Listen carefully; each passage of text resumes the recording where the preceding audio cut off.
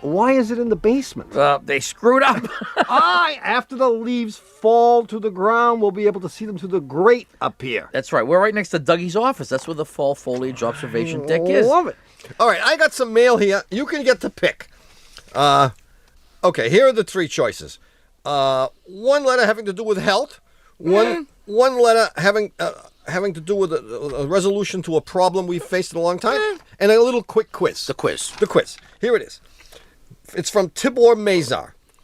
Also, I'm reading in the middle, so I don't have to give you the whole thing. Since one or both of you have expressed a desire to serve as Philosopher King, I thought the enclosed exam might help to qualify your credentials for such high office. I wouldn't be so presumptuous as to think I could be Philosopher King, so it must be you. Must be for me, so you should give me the quiz. But I'll just tell you what I'm up against. This is a quiz that has various categories. Like you can pick it: history, medicine, public speaking, music, psychology, sociology, biology, engineering. You name it, man. You pick one, man. I'm ready. Okay, medicine. Good. This you're in the room taking the test, right? You write across medicine. You have been provided with a razor blade, a piece of gauze, and a bottle of scotch. Remove your appendix. Do not suture your work until it has been inspected. You have 15 minutes. You want music? Yeah, music's good. Write a piano concerto. Orchestrate and perform it with flute and drum. You'll find the piano under your chair. I like this. I'll give you a couple of more later on in the day. Okay. If you'd like to call us. I could do this. Yeah, I like the concerto thing. If you want to call us about your car, call us at 1-888-CAR-TALK. That's 888-227-8255. Hello, you're on Car Talk. This is Laureen from Rochester, New York. Laureen? Laureen. Laurene? No, Lorreen. It's got a lot of letters. Wait, did you say 2 R's? Right, 2 R's and 2 E's. Oh, I only had 1 R. From Rochester. Right. What's up, Laureen? Well, I have a 1971 Dodge Dart, 4-door sedan, and it's a very lovely shade of brown, the color of the car. It runs generally pretty good. It was purchased from an older gentleman who drove it very infrequently. That would be me. Just like him. That's probably true. I think the mileage is around 65,000 at this point. The problem with it is that there's some stalling problems, and it seems to be running kind of rough lately. Yeah, you got a problem with that? Yeah. Well, the real problem is if you drive it at night, once you park it somewhere, you come back to the car, you can't get it started. But if you return the following morning, it'll always start. Oh. Really? Yeah, so it's the perfect car for a designated driver, I guess, or non-designated driver. So, well, you said at night, but what if you drove in the daytime? You don't take this car out in the it'll daytime. start up fine. It seems to be when it's dark and there's no heat from any. But light. if you drove it for say an hour and then parked it for 2 hours, would it park? Would it start? Yes, it'll start. Yeah. But if you do that same thing at night, it won't start? Right. Oh, come on, give us a break, will you? But it does stall like when you're on idle. It'll die out on you, like if you're waiting for a light and stuff. But you can get it started usually. Well, I think that the night or day has nothing to do with it. I just thought it was an interesting slant. It is an interesting slant, like the engine. But what has to do with it, I think, is the likelihood that the carburetor is running way too rich. Oh, okay. And what's more likely is that when you do drive at night, for example, you're not driving far enough for the engine to really heat up and the choke to open up all the way, and the plugs are getting fouled. Right. And I think if you look at the kind of trips you take, you're apt to take a longer trip in the daytime and a shorter trip at night. That's probably true. I would think that's probably true. So if you took a longer trip at night and parked it, it would start right up because night has nothing to do with much of anything. So it has all the earmarks of a carburetor problem. Yes. Either a choke that isn't opening all the way or a carburetor that's flooding out. Should I rebuild the carburetor? Well, maybe not. I mean, you might just need to replace the choke. Oh, okay. That's just a guess, naturally. Yeah. Have someone pull out the spark plugs. They'll be able to tell a lot from what the spark plugs look like. Yeah, that's true. You're probably right because they tend to they're replaced quite frequently and they're going foul. So. No, they are. Yeah. Aha. When they foul, do you know what they look like? Are they all black and sooty? Yes, they are. Yes. That's it. My brother is 100% right. All right. Flooding out. Well, Lorene, I would think the carburetor may be ready for a rebuild, but if you're lucky, it's just a choke. Okay. Good luck. All right. Thank you. All righty. Bye-bye. Bye. Ciao. 1-888-CAR-TALK or 1-888-227-8255. Hello, you're on Car Talk. This is Bill from Camarillo, California. Where's that? It's about 50 miles north of L.A. Okay. Oh. I'm a senior in high school, have my homecoming dance coming up in a month, right? Our family has 3 cars. One is the white family van. Another one, the station wagon. Third one, Saturn Sedan 97, which is a stick shift. Mm-hmm. Now, when I took my driver's training, we didn't own a stick shift. I got it, man. So you're stuck with having to go to the homecoming dance in a van Exactly. or a station wagon. Exactly. Well, who's going on this? Who's going to this dance? Just you and the young lady of your choice? Yes, me and my date and one of my friends and his date. I also need to drive. So you have a license, but you don't know how to drive a stick shift, and you want some pointers from us. And you want to know, can you learn in a month? Yeah. You can learn in an hour. How motivated are you? Very, very. Are you kidding? How motivated is he? He's got an opportunity to embarrass himself, so he'll never be able to face any of his friends, or better, worse yet, women again. You're gonna show up in a Dodge Caravan for the prom. Oh, it's worse than that. It might be a B250 van. What kind of a van is it? It's a Honda Odyssey. It's not so bad. Not too bad, but oh man, are It's you still a van. kidding? It's a van. No, and there's nothing as impressive as being able to drive stick shift. Exactly. And there's nothing as embarrassing as stalling out 20 times. Yeah, so don't forget, even though you may think you have mastered this, when you pull away from this girl's house and you stall the thing 7 times, Oh, worse yet. you're going to feel like a moron. Worse yet, you do one of those. Yeah, the bunny hop. Bang your head against the steering wheel 20 or 30 times. Right, her corsage is going to come flying off, and she's going to throw up on her prom dress. Drive the automatic. No, you can do it, man. I know you can do it. So you want some pointers? Is that what you want? That'd be great. Have you sat behind? Have you driven stick shift at all? Yes, I have. And how do you think? How would you rate yourself? Stinko. It depends. Am I on hills or not? Oh, hills. Yeah, you're on hills. Yeah. How many hills are there where you're going? Quite a few. Oh, man. Can you go Bummer. during off hours so you can? I remember when I first learned to drive stick shift, I would go 20 miles out of my way to avoid a hill start. Yeah. And Forgot about hills. yeah, you know the technique, don't you, for hill starts? Not a clue. Okay. This car, I believe, has a handbrake that's a lever that you pull, something between the seats. Yeah. Good. That's good, man. Good. And what you're going to do is when you've come to a complete stop, you are going to set the handbrake so that now the car will not roll down the hill, even though you've removed your foot from the foot brake. Uh-huh. See, and now you've solved a big problem because you have 2 pedals to contend with and 2 feet. How nice. So what you then do is you begin to drive the car when the light turns green as if you were on level ground. And the advantage of having the handbrake hold the car is that it won't roll backwards and crash into the pickup truck behind you. Okay, so if you But it does take a bit of practice because the first time you do it, you'll stall the car. The second time you do it, you'll take off so fast you won't know what happened. You drive right by your house. Because the car doesn't go, so you keep giving it more gas, letting the clutch out, and pretty soon the clutch is 3/4 of the way out, and the gas is 3/4 of the way down to the floor, and you let go of the handbrake, and off you go, man. Everybody's in the back seat, including you. Is this girl that you're taking to the homecoming, is she the kind that's going to blab around the whole school that you're a klutz if you fail miserably? Not the whole school. Not the whole school. No, just It won't get to the just her small circle of 200 girlfriends. Yeah, pretty much. I mean, the safe thing would be to use the Honda Odyssey, but it wouldn't be the cool thing. No. And I think you've got to get out right now. Yeah.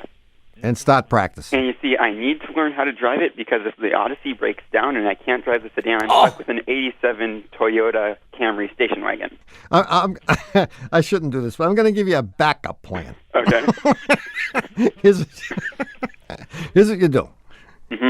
If you're a little nervous on the night of the homecoming dance, Yeah. you pull up the handbrake halfway, Okay. And so the brakes are always going to be on. They'll burn up. Right. And then, If you want and to. then this girl's going to say, "What's that smell, Bill?" No, but if you want to, as soon as you get moving, you can then let off the handbrake, and when no one's looking, pull it back up halfway again. So that when you're doing the real driving, the brakes are off. You've got a month. Yes. You can do it. Yeah, you can. Yeah, and I know we're going to have to talk to you on Stump the Chumps. Yeah. We want to find out how you did. Okay. I mean, if you have trouble, you got a cell phone? Yeah. Call us and we'll talk you down. Oh, okay. Good luck, Bill. Thank you very much. Have a wonderful time. I will try. Thanks for calling. Thank you. See you later. Bye. Oh, what trouble we get ourselves into. I mean, can when you remember females are involved. Yeah. That's all. Yeah, well, it's true. Little do they know how much power they have, or do they? Shh. 1-888 Car Talk. That's 888-227-8255. Hello, you're on Car Talk. Hi, my name's Jane. Hi, Jane. Jane. Yeah, Just plain Jane, huh? that's it. Are you a plain person? No. No, not particularly. That's good. No, you don't sound. Where are you from, Jane? I'm from Issaquah, Washington. From who? Issaquah? Issaquah, Washington. QUA? Issaquah. Issaquah. Issaquah. I like it. Very nice. Yeah. Okay, good. All right. Now what's up? I have a Subaru. And to get to my home where I live, I have to go up this narrow 2-lane hill road. Okay. Yeah. And I have to pass by this house that has this vicious German Shepherd. Vicious. Really? And sometimes he gets out of his fence. Oh. And if he gets out of his fence, he waits by the side of the road for cars to come by. And he eats them. And he'll run out. Yeah. And so your knee-jerk reaction is to stop because you don't want to hit somebody's pet. You know, if you stop, he'll bite your tires, and he has popped mine.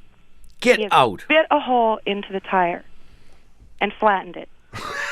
And then you can't get out to change the tire because No. he'll bite a hole in you. That's right. Yeah, it's frightening. So yeah, I believe they can do it. But Well- that's some serious jawbones there. Wow. Well, what I was wondering, what you guys can help me with, Bleach. was I was wondering Oh. if I put pepper spray in the tires, if this is going to deteriorate the rubber and null and void the road hazard warranty. so that which when is he how I bites got through a the new tire, Huh? when he bites through the tire, he'll get the pepper he'll spray? get the pepper spray. Yeah. And you think that this is going to cure him? Well, I don't know. I don't think so. It might make him bite through the door. You might infuriate him enough. Jeez. I mean, there are various approaches depending on the Okay. kind of person you are. I mean, there's the diplomatic approach. There's the punitive approach. The diplomatic approach is you get the name on the mailbox, you go home, you call the Oh. person, you say, "My God, I know you don't know this, but your dog just bit through my tire, and he scares the living hell out of me every time I drive by. Is there any way you could make sure he doesn't get over the fence? Thank you very much. This is Jane." There's no mailbox anyway. Who lives here? Like Ted Kaczynski? I don't know. So you don't know. I don't know. Oh, the Klopeks live there. Anyone could live there. Anyone could live. I The mean, you dog could lives there. you could find out. You could go to the police and find out. There are various ways. It would be the Mounties, yeah. I would go for the behavioral modification approach. Which is? I would mount on the bottom of the car a couple of cans of mace. Oh, you guys are mean. No, you can't. And do- I would purposely slow down in front of the house. And as he came running out growling and snarling, I would press the remote button that I have installed on the dashboard and spray that little baby with mace. He will whine and scream and he'll run back. And the next time he sees a red Subaru, yours is red, No, it's blue. a blue Subaru, he'll run for his life. That's what I'm thinking. No, That's that it. is the retributive approach. You're trying to do back to the dog what he did to you. Yeah, the And truth you're lowering yourself to the dog's level. Next thing you know, you'll be peeing on his tires. The truth is that the dog has nothing to do with it. My brother is right. The dog is simply being a dog. It's the owner of the dog who is Right. the moron. Right. Because if he has a dog that is prone to this kind of behavior, he should be making 100% sure that that dog is penned up all the time. Right. So we've got to get to him. Okay. The police. You got to go to the police. All right. Jane, I wish you the very best with this strange problem you have. Thank you. But don't hurt the dog. No, So don't do the pepper spray, she huh? wouldn't hurt the dog. You wouldn't hurt the dog. No. See you later, Jane. Okay, thanks. Bye. Bye. Maybe You can do anything to the owner that you want, but don't hurt the owner is a jerk. Don't hurt the dog. The owner's a jerk. Okay, look. Here we go with your puzzler hints. All right, I will do my level best. Well, that's why I make them easy. Okay, this one's historic. Before our independence, we were a colony owned by blank. Yeah, ex-wives. I knew that one right away. No, I was looking for England. Okay, here's one Oh, more. yeah, England. When someone says to you, your car's a heap, you reply, this means blank. This means then I guess you're not going to buy it from me? Is that it? No. This means war. The puzzler war. was about a England man and war. from England during the war. And I'll have the answer in just a minute. Junior Myers got an Oldsmobile 442. It's big and black and got a fat red stripe running down the hood and running down the back.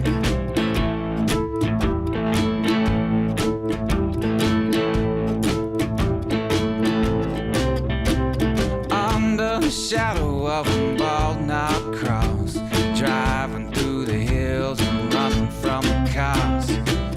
Tell your mama and your pop I'm just as cold and hard as a gun that Junior bought his bag and plays. Don't you shoot. He say please. Don't shoot. And even though butchers everywhere cast sideways glances at their meat cleavers whenever they hear us say it, this is NPR. Support for the Car Talk podcast and this message come from NPR sponsor Traditional Medicinals. Traditional Medicinals is the herbal tea company that lives up to its name. Traditional because of the formulas based on herbal traditions that have supported health and wellness for centuries.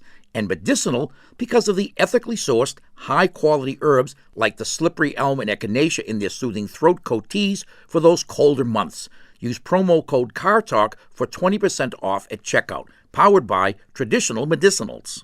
Support for this podcast and the following message come from Kay Bucksbaum in support of the David Gilkey and Zabiula Tamana Memorial Fund, established to strengthen NPR's commitment to training and protecting journalists in high-risk environments. Maddie Safaya here, host of Shortwave, a new daily science podcast from NPR. We'll bring you new discoveries, everyday mysteries, and the science behind the headlines, all in about 10 minutes every weekday. So you come away a little smarter, or at least you look that way, on Trivia Night. Listen and subscribe now to Shortwave from NPR. Oh, hi, we're back. You're listening to Car Talk with us, Click and Clack, the Tappert Brothers, and we're here to talk about cars, car repairs, and the answer to last week's puzzler. And this puzzler comes from my World War II series. Yeah. A long, very long war. There have been a lot of them. Yes. You haven't done any of 15th century wars for a long time.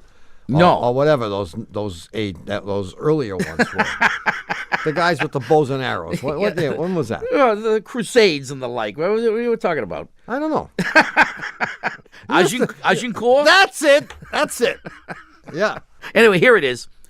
David Thorndike had been operating as a spy behind the German lines even before the outbreak of hostilities in 1939. I should mention that the names have not been changed. They've been completely made up. Oh, so these are not real names. No, anyway, as the son of an English father and a German mother, Thorndike was perfectly suited for spying on the Germans. His knowledge of the language, German culture, history, music were unsurpassed. Yeah. And yet among his colleagues, he was not above suspicion. In the Third Reich, nobody was above suspicion. He was watched carefully, but never a false move did he make.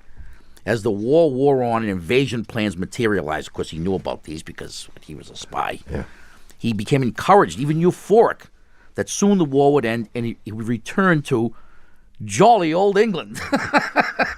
Yeah, that's it. I thought we discussed this. It's jolly old England, Merry Christmas, and jolly England. Whatever. And one day, while he was in Berlin, maybe lost in his thoughts, thinking about his return to Jolly old England.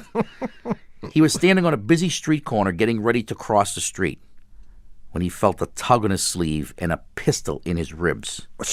He'd been discovered. Yeah. How? This was so easy. You think, huh? Oh, I mean, even Dougie got it immediately. Oh, I hadn't meant for it to be that easy. You didn't.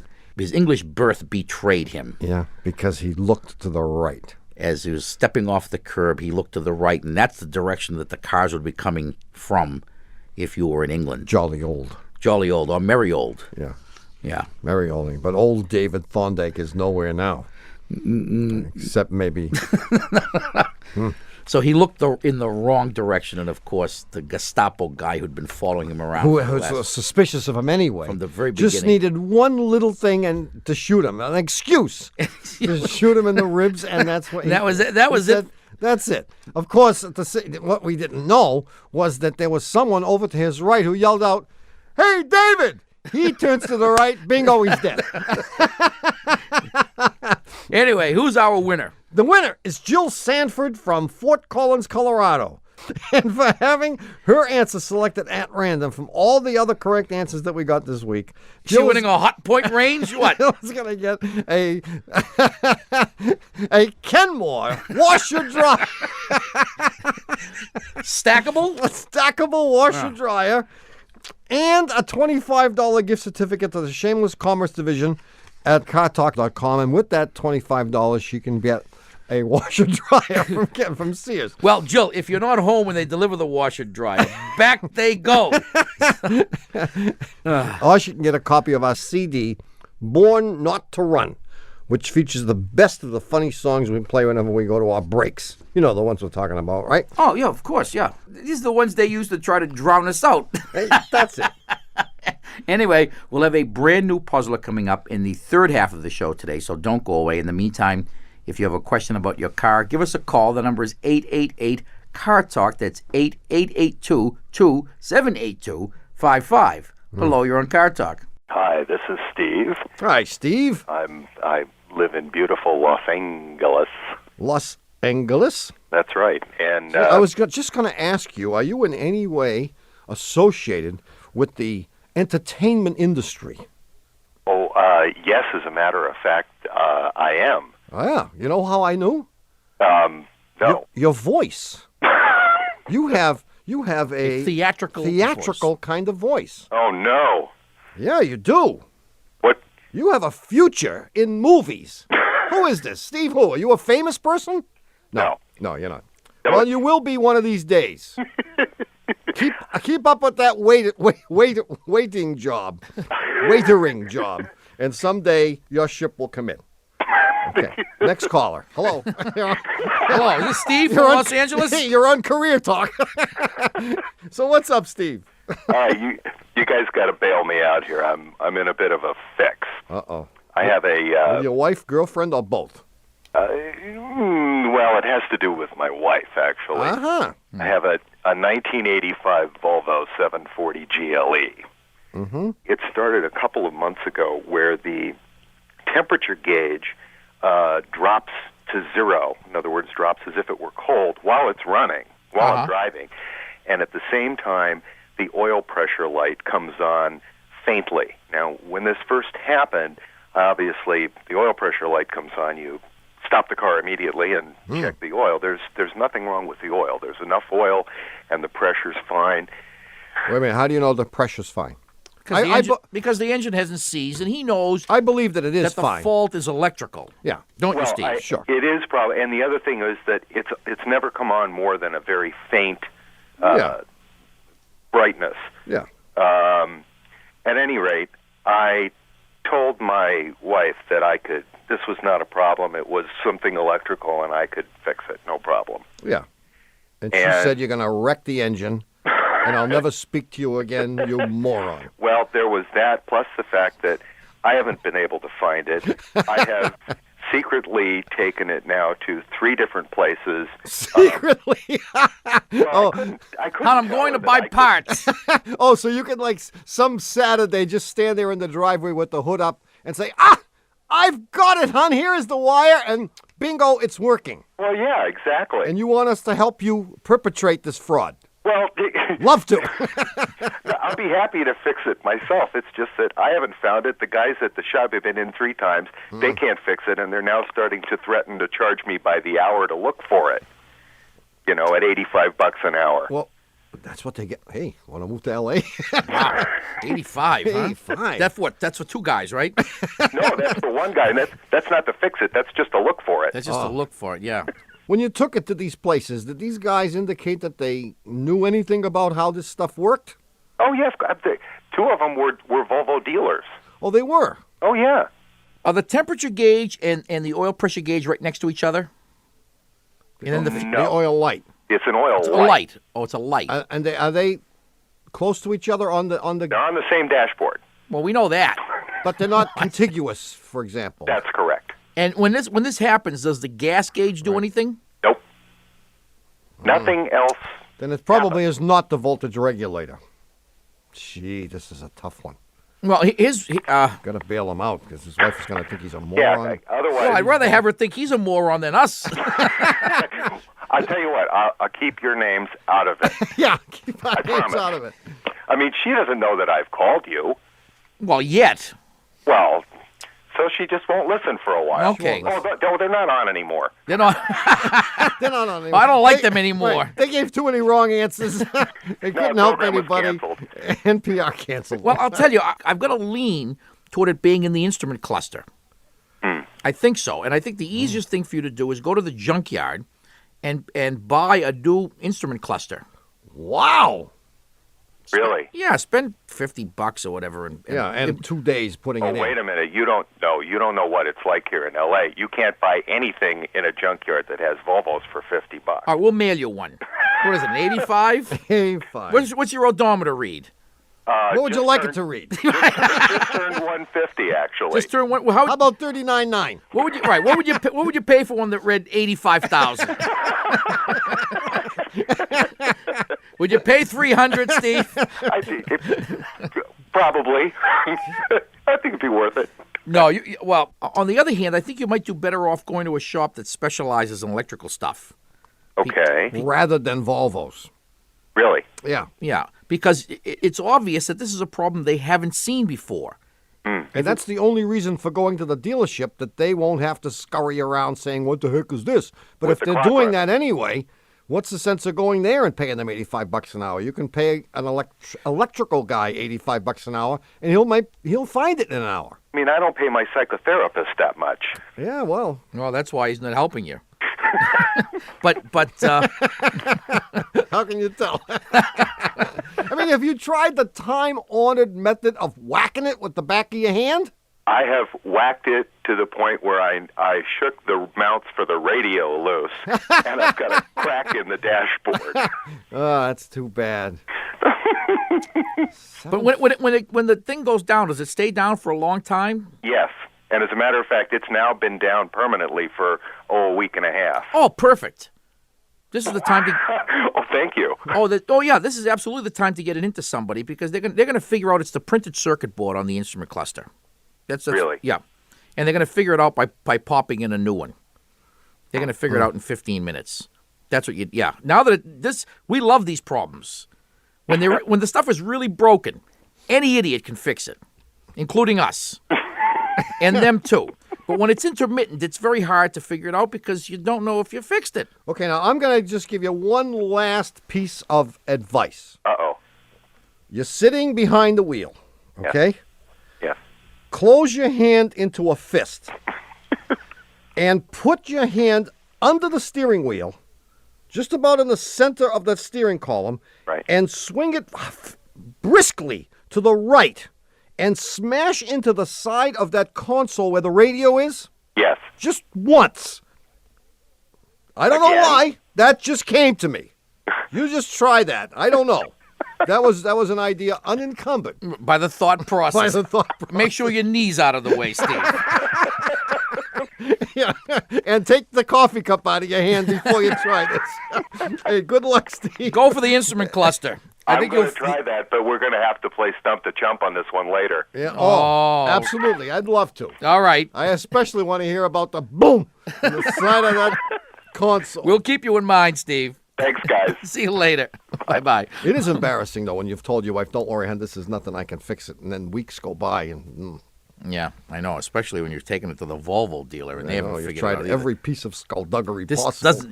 This is another example of how guys get themselves in trouble by lying to their wives. And you know what it is? It's all ego. Oh, of course. It is.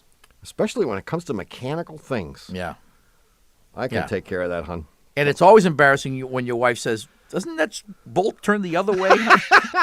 1-888-CAR TALK or 1-888-227-8255. Hello, you're on Car Talk. Hi, gentlemen. This is Heidi from Lacey, Washington. Hi, Heidi from LACEY. LACEY. It's about 50 miles south of Seattle. Okay, we're with you. I've got a Toyota 4Runner. Got quite a few miles on it, and I'm trying to sell it. I'm a single mother going to school, and I've got to get rid of this truck. Well, it's got an interesting noise coming out of the rear end. When I start to accelerate, it makes an interesting clink, clank, clink kind of noise. When you first start off from a dead stop?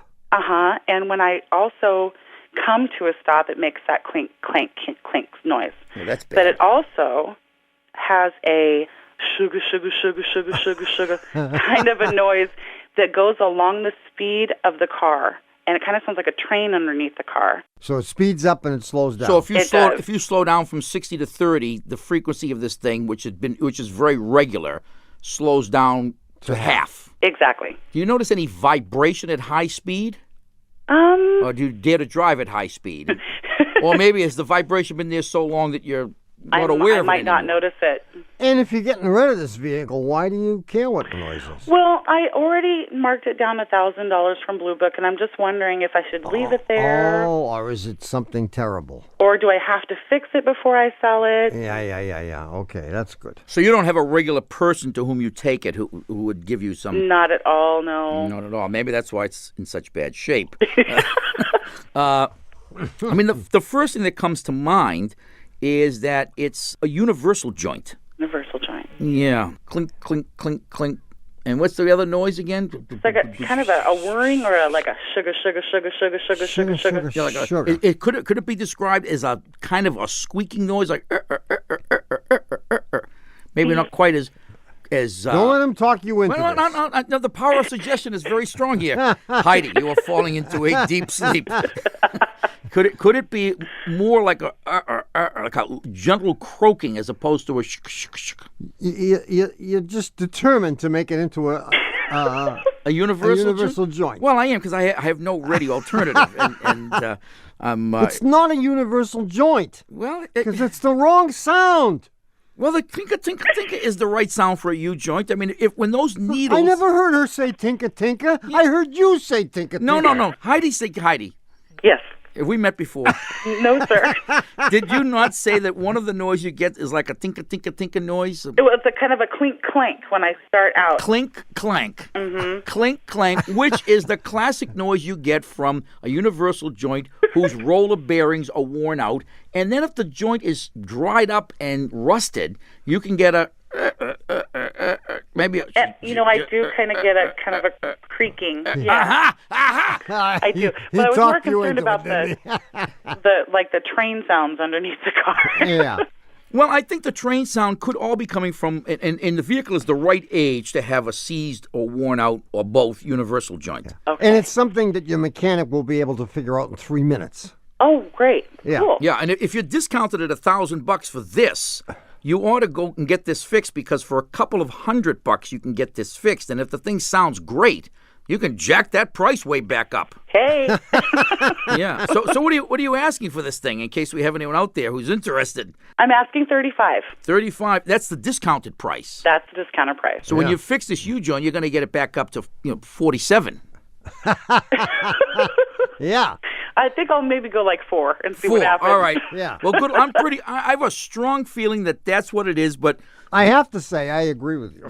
Be ready. You may get a call from the Stump the Chumps people. No problem. All right. See you, Heidi. Thank you. Bye. Good luck.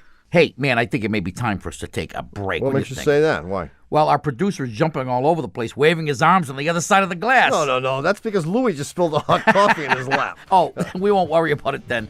We'll be back with a new puzzler in just a minute. You need a fresh coffee, Louis? I'll get it for him. There's something about a rental that seems so appealing. You may just be a Yugo, but you go four-wheeling. Play bumper cars on crowded city streets. Put your cigarettes out right in the seat. It's a rental. It's not really your car. You can knock down Harleys in front of a biker bar. You can drag race a hearse, get it up to 90, and pop it in reverse. And even though Hannibal Lecter pops a Zantac whenever he hears us say it, this is NPR. Support for this podcast and the following message come from the American Jewish World Service, working together for more than 30 years to build a more just and equitable world. Learn more at ajws.org. Think of NPR's Life Kit as that friend who always has great advice about everything from how to invest to how to get a great workout. We bring you tools to help you get it together. New episodes every Tuesday and Thursday. Listen and subscribe to Life Kit All Guides.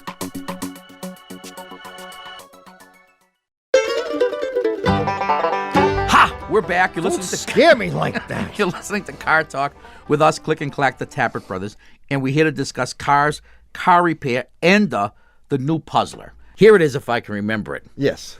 A few months or weeks ago, one of my guys was under the hood of an old, I don't remember what it was an old Chevy pickup truck, trying to find a vacuum leak. Now, what a vacuum leak is it's a leak which allows air to get into the engine when it shouldn't be getting into that spot. And specifically into the combustion chamber. Into the combustion chamber. All the air that enters an engine should come either through the carburetor, if the car has one, or through the throttle body. And any air that comes in through any other source is called a vacuum leak, and it affects the way the thing runs.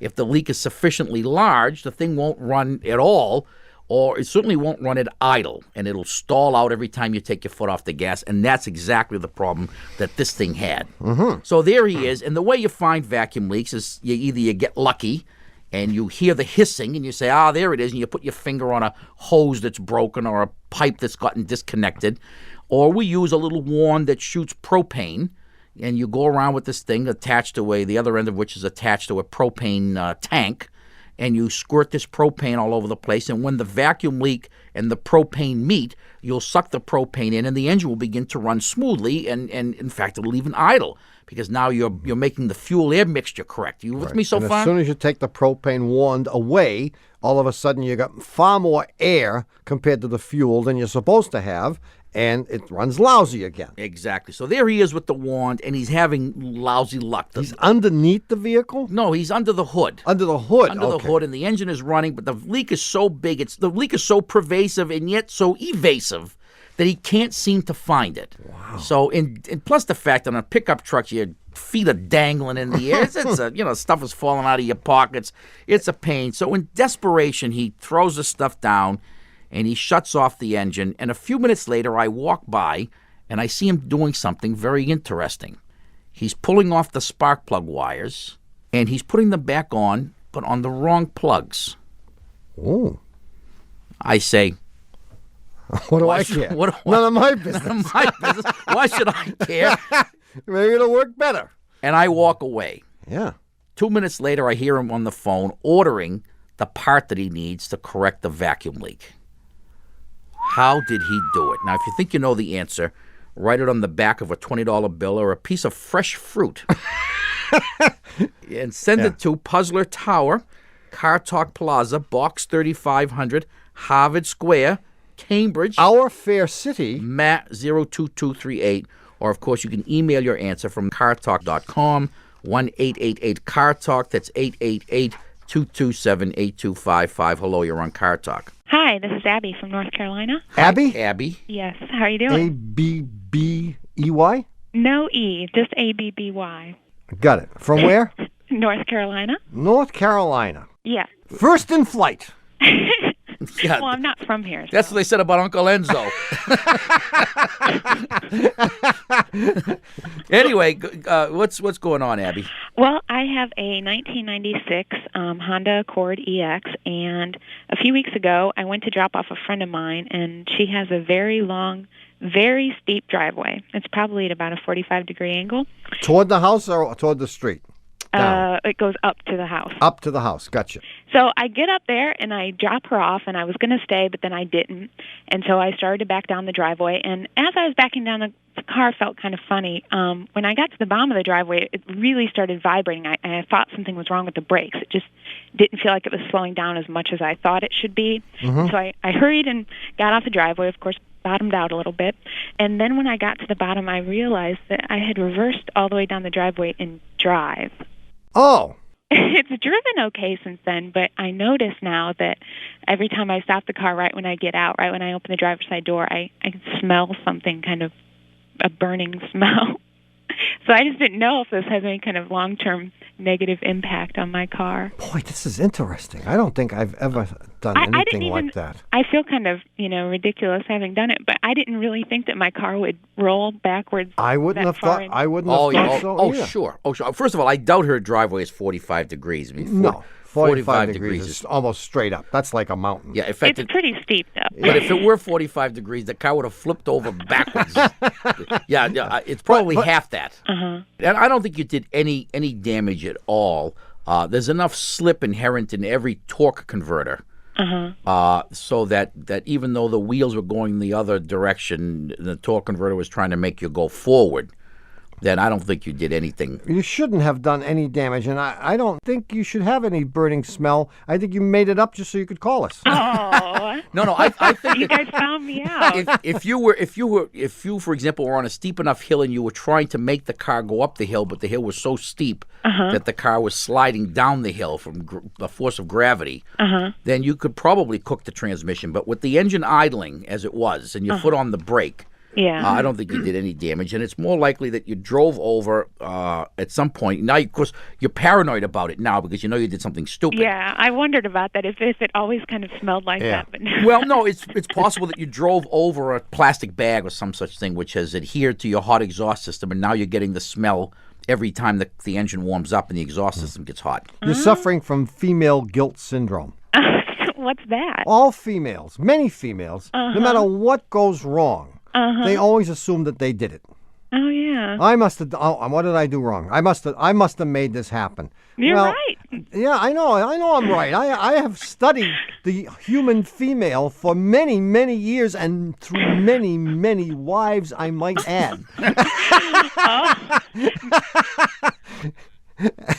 And females tend to have this guilt syndrome. And so you didn't do anything. And every one of them has come to the same conclusion. Yeah. Why did I marry him? It's my fault. Well, don't worry about it. You didn't do anything terrible. Okay. It was a simple error. Any of us could have done it, and it didn't do any damage. But don't drive up that stupid driveway anymore. I haven't gone back up it Don't again. even go out with her anymore. Break off your friendship. Yeah, the heck with her. What the hell kind of a house is that to live in? Come on. It's ridiculous. See you, Abby. Thank you. Bye-bye. Bye-bye. 1-888-CAR-TALK or 1-888-227-8255. Hello, you're on Car Talk. Hi, guys. My name is John. I'm calling from Silver Spring, Maryland. And Hi, John. Is it spring or springs? No S. Silver Spring, yes, one spring. One spring. Poor guys. Leaf or coil? Yeah. What's up, John? I have a 94 Dodge Caravan that has developed a strange noise. Just? What do you mean just? Just now? You mean a strange new noise. Yeah. Okay. Anyway, I guess about, 6,000 miles ago or so, it started making a chirping sound that happens every 11 seconds, or thereabouts anyway. Oh, man. Aren't you good? It's strange because it doesn't always do it. And, in preparation for trying to call you guys up, I was trying to figure out, okay, what exactly causes this to do it? And I thought for a while it only did it when it's warmed up. And the other day I hopped in the car and it was doing it immediately. Really? So does this happen while you're driving, or did you measure the 11 seconds when you were standing still with the engine running? It doesn't seem to do it when I'm standing still. It seems to do it only when I'm cruising, and it actually seems louder at higher speeds, like 65 to 75 miles an hour. But if you're doing 50 miles an hour, is it still 11 seconds? Pretty much, yeah. It does not change with speed. Just one chirp. One chirp. One chirp. That's it. It's just a burp. Yeah, it's like a little... While we're working on that, just so you won't be sitting there doing nothing, I have a similar problem in my house. Sometimes, and it doesn't always happen, I turn on the water in the kitchen sink. I shut the water off. And then I hear a noise, get this, in the ceiling. Oh, that's bad. Chirping. It's not a chirp, it's a thunk. And it goes, dunk, dunk, dunk. And it'll do it maybe 10, 12 times. Get out of that house. Get out. Okay, get out of that car. Deal. So you work on that problem, and I'll work on yours. Here's what I think it is. I don't have a show called House Talk, guys. Well, you may. Here's what you have an idea already? Yeah. Well, I have an idea, but I know mine stinks, and I'm embarrassed to even mention it. But you're not.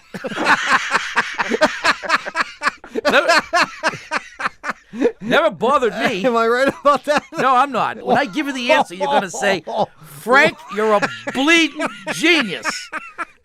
Really? Well, there are a few gray areas. I'm going to hold back on my ideas. But this is so powerful as to sweep aside those small little inconsistencies that might creep into any argument against it. And it'll reduce all incredulity to zero. To zero. All right, I'm prepared. I think the problem, the noise is coming from the air conditioner compressor, which will cycle on and off. It does it regardless of whether the AC is on or off. I told you it required considerable courage on my part. Yeah, to believe that the compressor is running when the air conditioner is on. I can go along with that. I can live with that. All right. See, my thoughts were different. I immediately eliminated everything rotational. And I came to heat. You with me? Help me. I'm with you. Okay, I'm with you. Help me on this. this. You won't catch me going, bogus. All right, help me on this. The 11 seconds, I will admit, is a challenge. But when things heat up, they expand. And sometimes they make noises.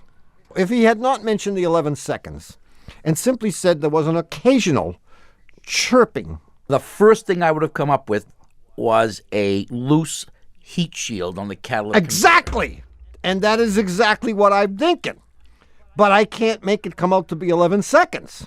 Yeah. But if he hadn't mentioned the 11 seconds. Yeah, what'd you do that for, man? You ruined everything. Well, it was killing me. I was on a road trip to Florida, and I had nothing to do but count how often it happened. What, you don't have a radio? You should have been listening to some Sleepy LaBeef on the way down to Florida. See, that's why I said I was embarrassed at my answer, and I wasn't going to mention it. But after yours, I figured everything was fair game. We never asked you, where do you think this sound is coming from? I was convinced that it was coming from the rear of the car. But See, that would have. I wish you had said that because it would have saved both of us, all three of us, in fact, a lot of embarrassment. Considerable face. The thing is, when you turn your head, though, I mean, it kind of it sounds like it comes from the front or beneath the, right beneath the floor or something. See, this is tough. I mean, I've got it. Well, it's happened again. You squandered one of your precious few hours of downtime. No. You can't get out of it that easy. Now, think about the odometer. Yeah. Now, that would be something if a mechanical odometer existed in the world today.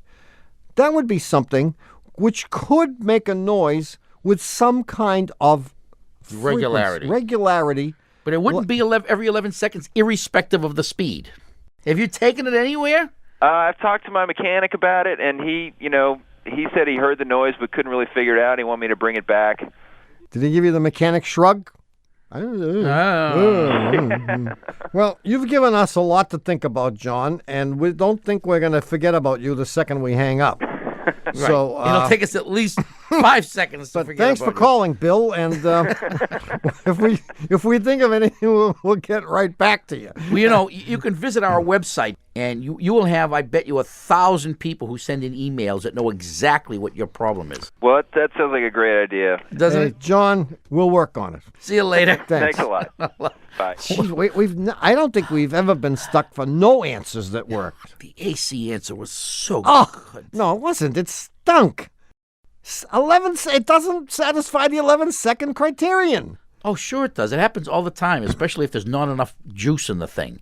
It'll cycle on, go off, cycle on, go off, cycle on, go off, and it would all fit. Not enough freon, not enough lubrication. You get that little chirp when the thing starts up.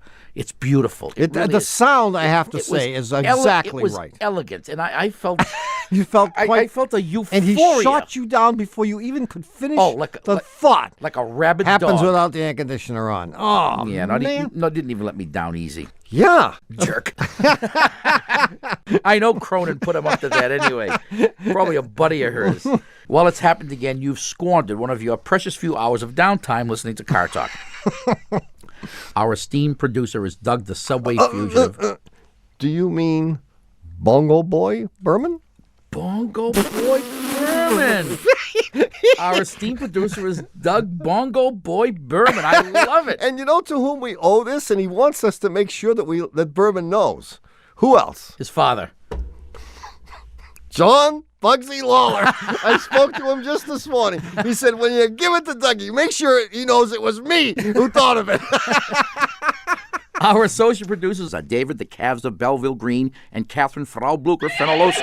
Our web lackey is Doug the Old Gray Mare, assisted by Connie Britchford. Our theme music is by David Dog Grisman, and our technical, spiritual, and menu advisor, just back from his Mad Cow This all beef lunch tour, is John Bugsy Lawler.